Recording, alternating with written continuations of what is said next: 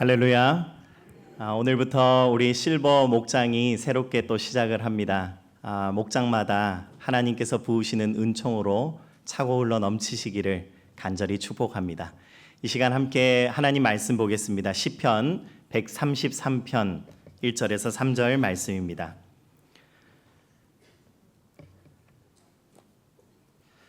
시편 133편 1절에서 3절 말씀을 우리 합독하여 읽겠습니다.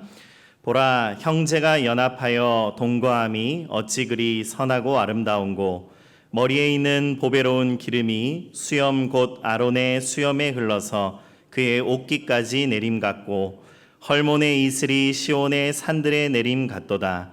거기서 여호와께서 복을 명령하셨나니 곧 영생이로다. 아멘.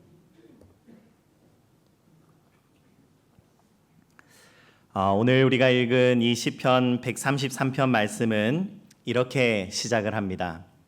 보라, 형제가 연합하여 동거함이 어찌 그리 선하고 아름다운고.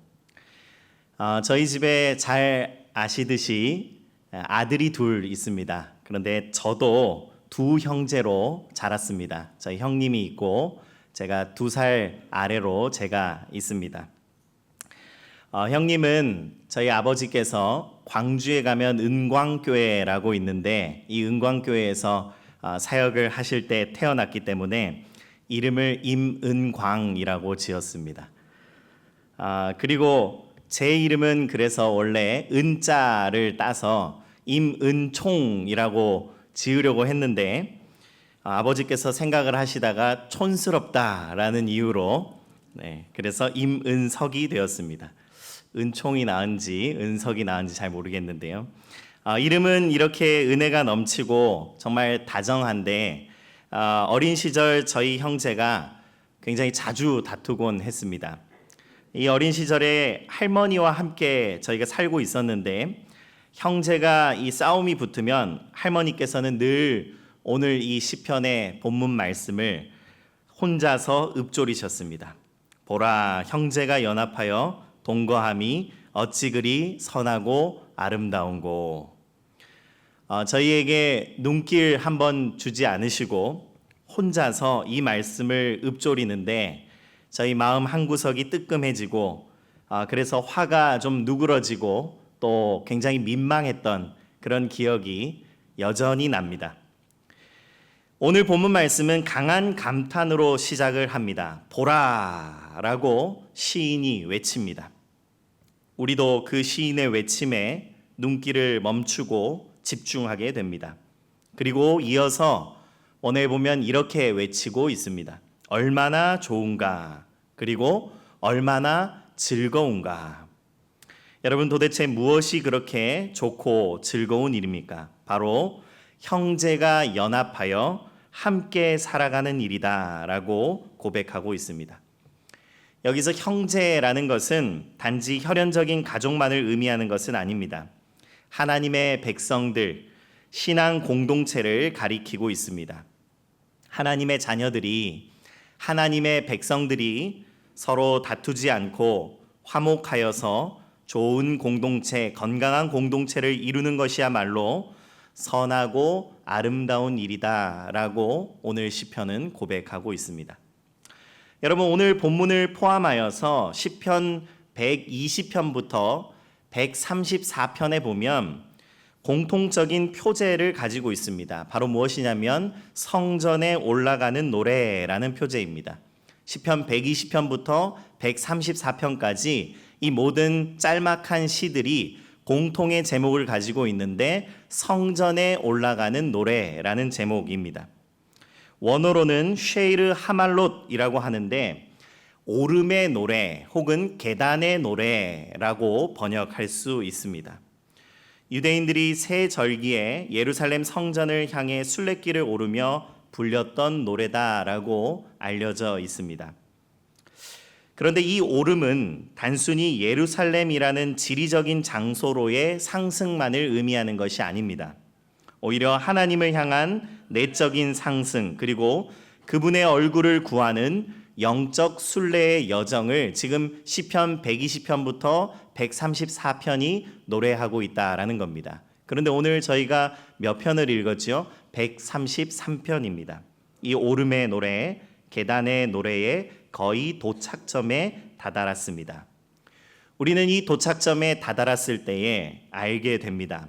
하나님께 올려지는 참된 찬송은 혼자서 뽐내며 즐거워하며 부르는 노래가 결코 아니라는 것을, 공동체의 하나됨 속에서 울려 퍼지는 찬송이야말로 하나님의 참된 생명과 영원한 풍성함을 잉태한다라는 것을 깨닫게 됩니다.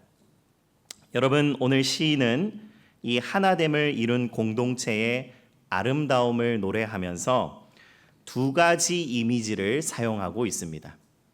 이 아름다운 공동체, 하나된 공동체가 이것과 같다라고 직유법을 사용하며 두 가지 이미지를 보여주고 있는데요. 우리 2절과 3절 말씀을 같이 한번 읽겠습니다. 머리에 있는 보배로운 기름이 수염 곧 아론의 수염에 흘러서 그의 옷깃까지 내림 같고 헐몬의 이슬이 시온의 산들에 내림 같도다. 여러분, 아름다운 공동체, 화목한 공동체, 하나된 공동체가 무엇과 같다라고 말하고 있습니까? 두 가지인데요. 첫 번째는 아론의 머리에 부어진 보배로운 기름과 같다라고 말합니다. 다시 한번, 아론의 머리에 부어진 보배로운 기름과 같습니다. 아마도 이 대제사장 아론의 임직식에 붓던 기름을 표현하는 것 같습니다. 머리에서 수염으로, 그리고 수염에서 옷깃까지 기름이 흘려내린다.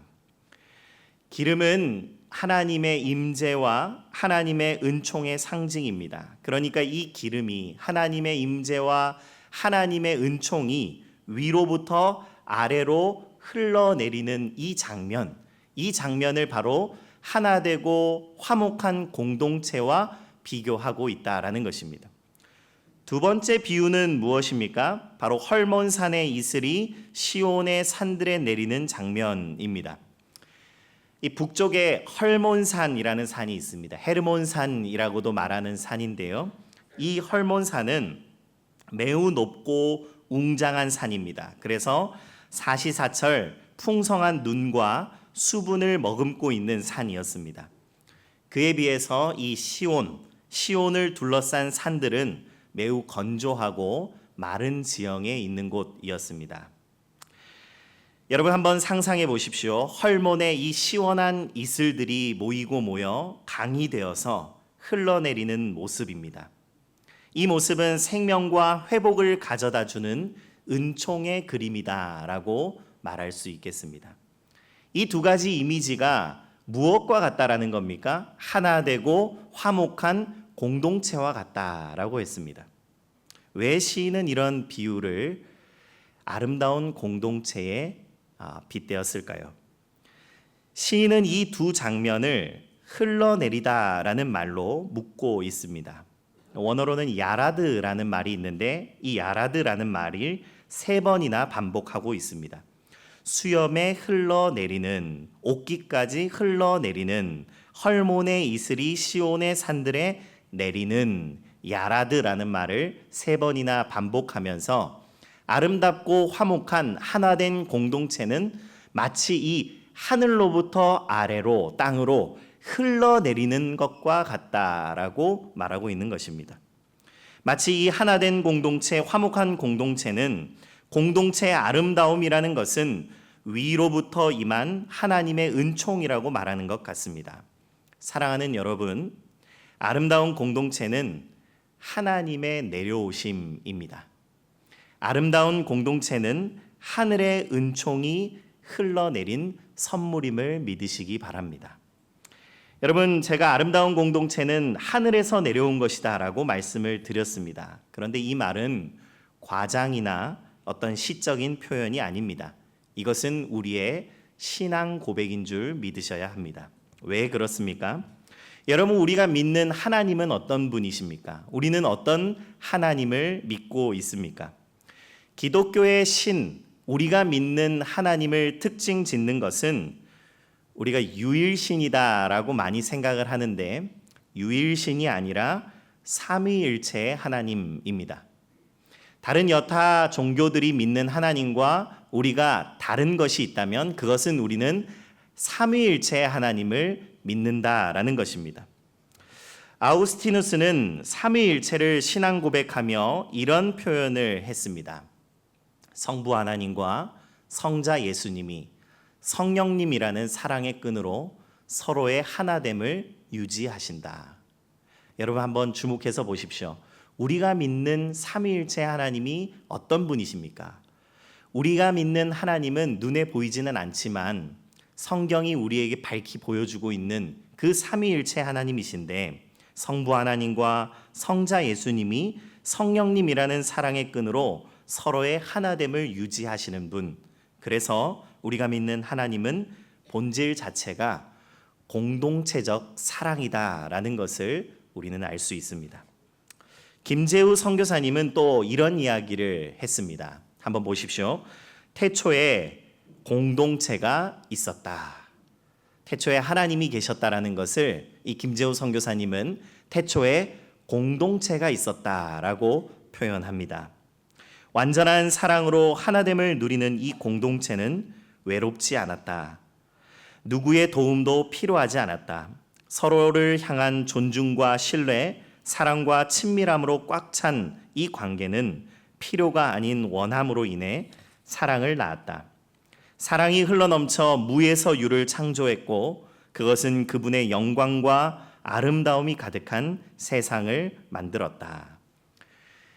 여러분, 우리가 지금 누리고 있는 이 공동체의 뿌리는 바로 이 삼위일체 하나님의 충만한 사랑에 있습니다. 그러므로 우리가 함께 어울려 산다는 것은, 우리가 함께 어울려 사는 삶이라는 것은 인간적인 선택 이전에 하나님의 본성에서 흘러나온 은총임을 우리는 믿어야겠습니다. 사랑하는 여러분, 우리의 의지로, 우리의 계획으로, 우리의 생각으로, 우리의 계산으로 이렇게 우리가 함께 모인 것이 아니라는 것입니다. 우리가 이렇게 함께 모여 아름다운 공동체를 이룰 수 있는 것은 위로부터 성삼위 하나님의 은총이 우리에게 흘러내려왔기 때문인 줄 믿으시기 바랍니다.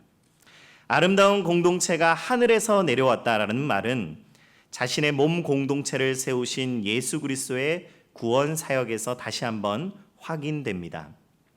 여러분, 예수님께서 십자가에서 자신의 몸을 내어주신 이유가 무엇입니까? 예수님께서 십자가에 달리셔서 자신의 생명을, 자신의 목숨을 내어주신 이유가 무엇입니까? 그것은 한 개인의 구원과 죄 용서에 머물지 않습니다. 예수님의 십자가 사역은 자신의 몸을 내어주심으로 새로운 인류를, 새로운 공동체를 창조하셨습니다. 곧 둘로 하나를 만드신 사역이 바로 예수 그리스도의 십자가 사역인 줄 우리는 믿어야 합니다. 에베소서 2장 14절에서 16절 말씀을 제가 한번 읽겠습니다. 그는 우리의 화평이신지라 둘로 하나를 만드사 원수된 것 곧 중간에 막힌 담을 자기 육체로 허시고 법조문으로 된 계명의 율법을 폐하셨으니 이는 이 둘로 자기 안에서 한 세 사람을 지어 화평하게 하시고 또 십자가로 이 둘을 한 몸으로 하나님과 화목하게 하려 하심이라. 원수된 것을 십자가로 소멸하시고. 아멘. 여러분, 그리스도께서 십자가에서 몸을 찢으심으로 유대인과 이방인, 나와 너 서로 갈라져 있던 이들이 한 몸이 되었습니다. 교회는 그리스도의 몸으로 부름받은 공동체이고 우리는 그분 안에서 참된 화평을 누리게 됨을 믿으시기 바랍니다. 예수님께서는 이 땅에 오셔서 둘을 하나로 만드는 구원 사역을 베푸셨습니다. 여러분, 우리는 이곳에서 영생을 누려야 합니다. 시인은 이렇게 시를 맺고 있습니다. 3절 하반절에 거기서 여호와께서 복을 명령하셨나니 곧 영생이로다. 우리 한번 같이 읽어볼까요?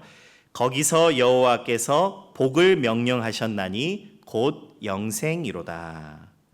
여러분, 하나 되고 화목한 공동체야말로 하나님께서 복 주시는 자리인 줄 믿으시기 바랍니다. 그곳에서 우리는 하늘의 생명, 영생을 누리게 됩니다. 예수님께서 말씀하셨죠. 내가 온 것은 양으로 생명을 얻게 하고 더 풍성히 얻게 하려는 것이라. 여러분, 예수님께서 생명을 얻게 하고 더 풍성히 얻게 하려고 이 땅 가운데 오셨습니다. 그러나 주님의 이 초청은 개인의 차원에 머무는 것이 결코 아님을 우리는 잊어서는 안 됩니다. 예수님께서 몸을 내어주심으로 우리를 공동체 안으로 부르셨습니다. 영생은 이 하나된 공동체 속에서 풍성히 경험하는 선물인 줄 믿으시기 바랍니다. 여러분, 오늘 말씀을 정리하며 여러분들에게 세 가지를 권면하고자 합니다. 첫 번째, 우리에게 주어진 공동체를 감사함으로 받읍시다. 공동체는 하늘이 내려준 은총이라고 했습니다. 저와 여러분에게 하나님께서 하늘로부터 가정이라는 선물을 주셨습니다. 가정은 하나님께서 아론의 머리부터 수염을 타고 옷깃까지 흘러내리는 은총으로 세우신 공간임을 믿으시기 바랍니다. 감사함으로 받으십시오. 또 우리에게 목장 공동체를 주셨습니다. 저 높은 헐몬의 시원한 이슬들을 모으고 모아 강줄기처럼 흘러내리는 생명과 회복의 은총으로 우리 목장 공동체를 세우셨음을 믿으시기 바랍니다. 감사함으로 이 목장을 받으십시오. 저와 여러분들에게 삼위 하나님의 임재와 그리스도의 십자가 은혜로 우리 향상교회 교회 공동체를 선물로 주셨음을 믿으시기 바랍니다. 감사함으로 이 교회를 받으십시오. 두 번째로 우리에게 주어진 공동체를 마음껏 누리시기 바랍니다. 우리는 값없이 공동체를 선물로 받았습니다. 선물이라는 것은 포장지를 잘 뜯고 잘 누려야 하는 것입니다. 장바니에는 공동체와 성장이라는 책에서 이런 말을 합니다. 완벽한 공동체를 추구하는데 시간을 낭비하지 말아라. 오늘 당신의 공동체를 충분히 누려라. 여러분, 자꾸 공동체를 평가하고 판단하는 시간에 한 사람이라도 더 만나서 대화하시고 같이 밥 먹고 웃어주고 서로 사랑하는 데 시간을 쓰시는 저와 여러분들 되기를 바랍니다. 더 나은 공동체, 완벽한 공동체로 만들어 가려고 자꾸 애쓰지 마시고 우리에게 주어진 선물과 같이 찾아온 이 공동체를 마음껏 누리시기 바랍니다. 우리가 공동체를 누린다는 것은 그저 외로움을 달래며 사람과의 교제를 나누는 것 그 이상의 의미를 가지고 있다고 오늘 말씀드렸습니다. 삼위 하나님의 사귐에 동참하는 신비입니다. 우리가 목장에서 한 사람 한 사람을 만나고 서로 손잡아주고 함께 밥을 먹고 함께 기도하는 것, 이것은 인간적인 교제에 그치는 것이 아니라 삼위 하나님의 사귐에 우리가 동참하는 신비로운 일임을 믿으시기 바랍니다. 이 놀라운 은혜에 동참하기를 주저하지 마십시오. 마지막으로 아름다운 공동체를 통해 이 깨어진 세상을 치유하십시오. 요한 하인리 아놀드는 공동체 제자도라는 책에서 이런 말을 하고 있습니다. 인류는 고통 속에서 갈라져 있습니다. 고통의 일부는 외로움인데 이는 살아있는 교회를 경험해야만 극복할 수 있습니다. 여러분, 이전에 제가 읽은 어떤 책에서 서양의 한 철학자가 우리나라의 가장 큰 문제들 몇 가지를 분석하는 것을 보았습니다. 여러 가지가 있는데 이 서양 철학자가 우리나라를 심도 있게 분석하면서 우리나라의 가장 큰 문제 가운데에 두 가지가, 첫 번째는 끝없는 경쟁. 다 동의하시죠? 그런데 이 서양 철학자의 눈에 보였던 두 번째 가장 큰 문제가 무엇인 줄 아십니까? 극단적 개인주의입니다. 여러분, 우리는 흔히 서구 사회가 개인주의적이고 우리는 굉장히 공동체적이다라는 생각을 많이 하고 살아갑니다. 그러나 이 서구 철학자의 눈에도 우리 사회의 가장 큰 문제가 바로 극단적 개인주의라는 것 아닙니까? 분열과 갈라짐이 너무나 익숙한 사회에서 하나됨과 화목함으로 하나님을 증언할 수 있는 교회가 되길 바랍니다. 우리가 먼저 하나 되고 우리가 먼저 아름다운 공동체를 이뤄 나갈 때에 분열과 나눔이 가득한 이 세상에 빛과 소망의 역할, 하나님의 증인의 역할 하게 될 줄 믿습니다. 여러분, 세월을 지나 보니 결코 내가 혼자 살아낸 게 아니구나라는 것을 늘 절실히 깨닫습니다. 서로를 위로하고 격려하며 어려움을 이겨냈던 동료들, 함께 기도해주며 동역해왔던 그 동역자들, 그리고 함께 먹고 마시며 동고동락해온 친구들, 이 공동체가 나를 살렸구나라고 고백할 수밖에 없습니다. 사랑하는 여러분, 우리에게 주신 이 공동체, 우리가 만들어낸 것이 아니라 하나님께서 하늘로부터 우리에게 은총으로 내려주신 것임을 다시 한번 신앙으로 고백하시고, 오늘 우리의 목장에서 또 우리의 가정에서 우리의 교회에서 하나됨을 이루고 아름다운 공동체를 세워가기 위해 마음껏 이 공동체를 사랑하고 누리는 저와 여러분들 되기를 간절히 축복합니다. 우리 시간에 한번 찬양하고 기도의 자리로 나갑시다. 우리는 사랑의 띠로 함께 찬양.